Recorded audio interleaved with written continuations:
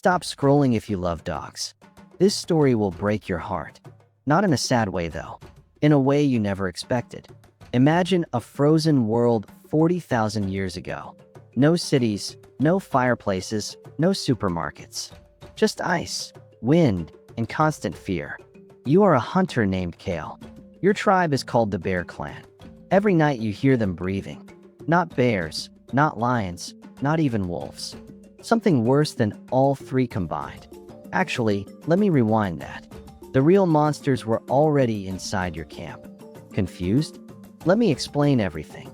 Most people think wolves became dogs, but that's only half the truth. The real story is much stranger, and it starts with garbage. Yes, I said garbage, not friendship. 20,000 years ago, humans were messy. Really messy eaters. Bones, skins, rotten meat everywhere. Wolves smelled that from 3 miles away. But here's what changed everything. One wolf was different from the rest. Let's call him the Gray One. The Gray One wasn't aggressive or scared. He was just curious about humans. While other wolves ran from fire, he watched. While aggressive wolves attacked, he waited.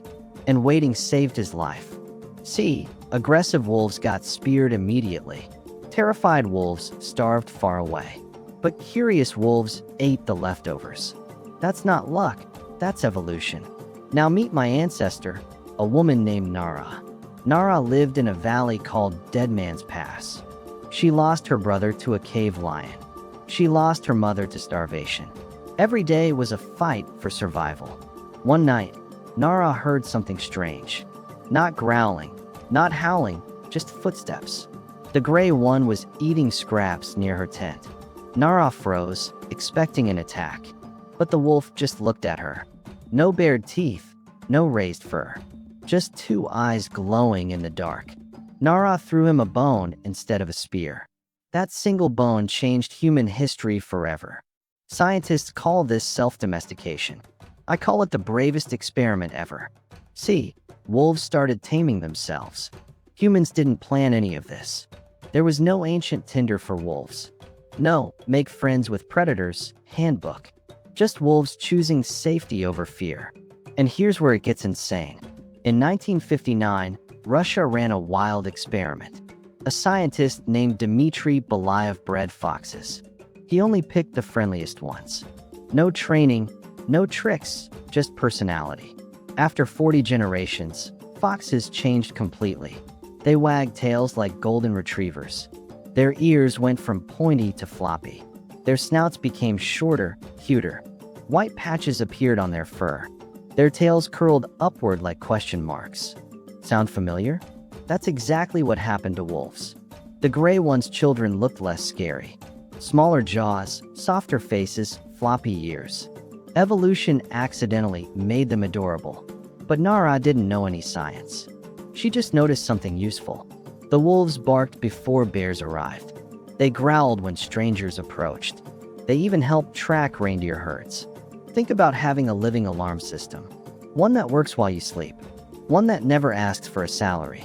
One that only wants leftover bones. That's not a pet. That's a superpower. And here's the part nobody talks about. Wolves changed human brains too, not just bodies. When you stare into a dog's eyes, something happens. Your brain releases oxytocin, the love hormone. The exact same chemical bonding mothers to babies. Wolves don't do this naturally with humans. Dogs evolved specifically to hack your emotions. Those puppy eyes aren't cute accidents. They're biological weapons of mass affection. Your Labrador is literally manipulating your brain. And honestly, you should thank him for it. Because without that manipulation, dogs wouldn't exist. Nara's tribe started thriving with wolf help. They found more food than neighboring clans. Their children survived more winters. Their camps faced fewer bear attacks. Within 1,000 years, dog-owning humans dominated. This is why dogs spread across every continent.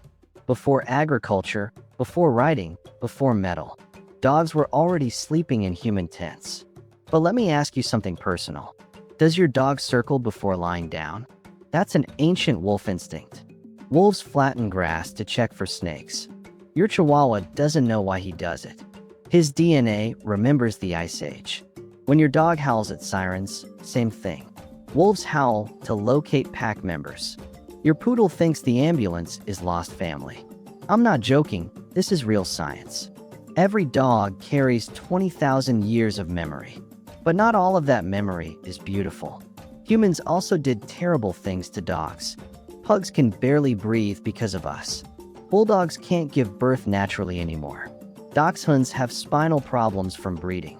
We shaped wolves into what we wanted, not what they needed. And yet, despite everything, dogs still love us. That's the part that breaks my brain.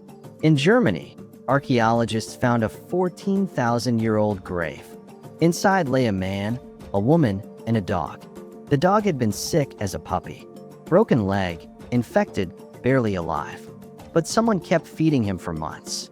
Ice Age humans, starving in winter. They shared their precious food with a wounded wolf. That's not survival. That's love. No other animal in history has this story. Not horses, not cows, not cats. Only dogs crossed from monster to family. Only dogs evolved to understand your emotions.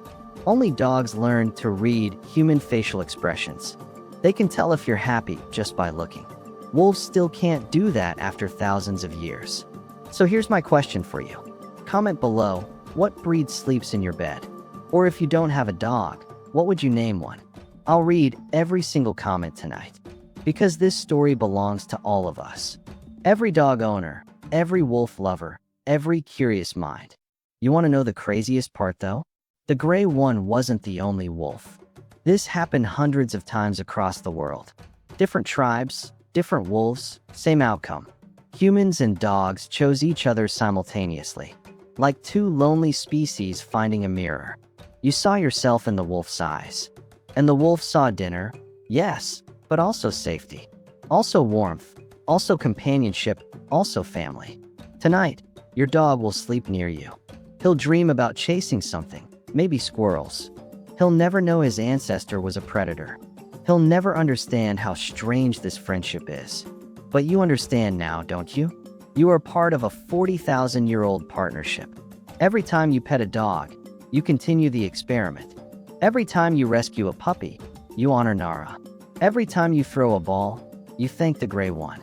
So go ahead, hug your dog right now. I'll wait. Seriously, go do it.